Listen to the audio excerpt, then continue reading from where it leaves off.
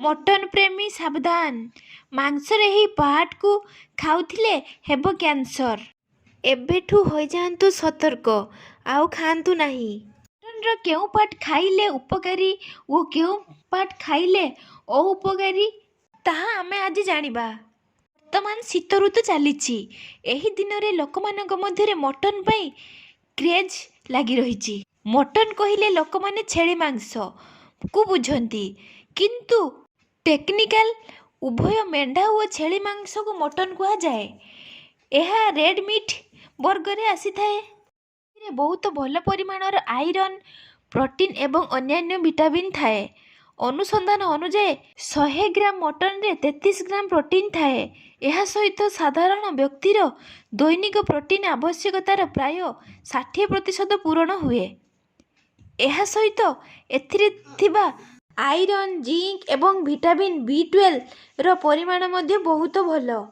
एही भली परिस्थिति रे स्वास्थ्य विशेषज्ञ माने मटन को विटामिन, मिनेराल एवं उत्तम गुणवत्ता प्रोटीन लो सर्वोत्तम उत्स बोली कहिसंती। एहाकु नियमित खाइबा द्वारा शरीर रे शक्ति बजाय रही थाए। मटन रो केउ पार्ट बेस्ट? क्वारो.com रे एही विषय रे पुणे रो डाक्टर अनुप गायकवाड व्याख्या करछंती। जदि आपण मटन खाइबा को भल पाती तेबे सर्वप्रथमे आपण किणुथिबा छेलीर बयस को मन रखिबा को पड़िबो।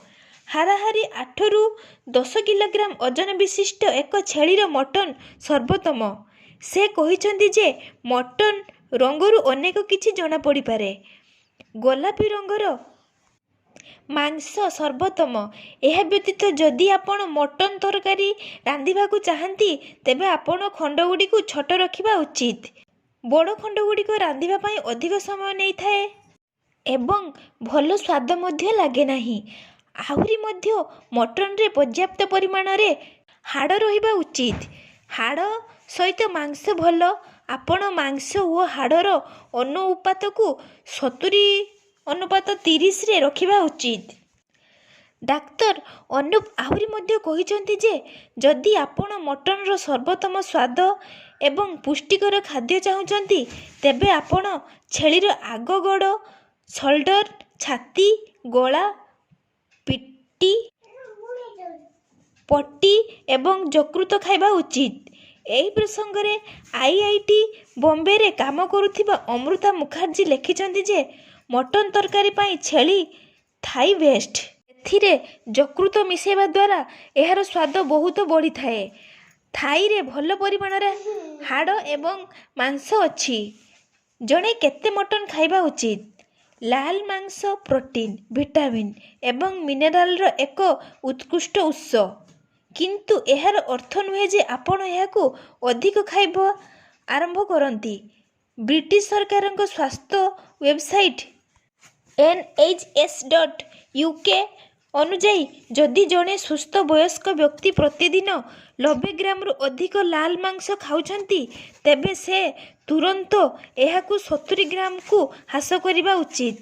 वास्तव रे मांस रे परिपूर्ण चर्बीर परिमाण बहुत अधिक। एहीपरि परिस्थिति रे जदि आपण एहाकू नियमित एवं अत्यधिक खाती तेबे रक्त कोलेस्ट्रॉल रो परिमाण बहुत अधिक होई पारे।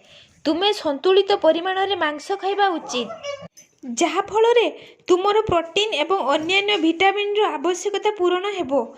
जदि आपण अत्यधिक मांस खाती तेबे एहा अंतनळी कर्कट हेबार आशंका बढ़ाई थाए। ब्रिटेन रे बहु संख्यक लोक एही कर्कट रोग रे पीड़ित अछंती। धला अंश को अलगा कर। ब्रिटिश स्वास्थ्य विभाग वेबसाइट जथा NIGS मध्य मांस किणिबा विषय रे किछि परामर्श दिया जाइछि। यह अनुसार मांस किणिया बेले केवल नाली अंश किणंतु, धला अंश को आणंतु नाही। धला अंश चर्बीयुक्त। यह व्यतीत आपण मटन रो विकल्प भाव रे चिकेन मध्य खाई परिबे। चिकेन रे मटन अपेक्षा कम चर्बी थाए। जदि आपण सुस्थ रहिया पई चाहुचंती ताहले आपण मटन किणिबा पूर्वरु एसबु देखंतु आउ भल खांतु। खाई आपण सुस्थ रहंतु। ଭିଡ଼ିଓଟି ଭଲ ଲାଗିଥିଲେ ସେୟାର ନିଶ୍ଚୟ କରନ୍ତୁ, ଯାହାକି ଆହୁରି ସମସ୍ତେ ବି ଏ ବିଷୟରେ ଜାଣିପାରିବେ ଆଉ ସତର୍କ ସାବଧାନ ହୋଇପାରିବେ।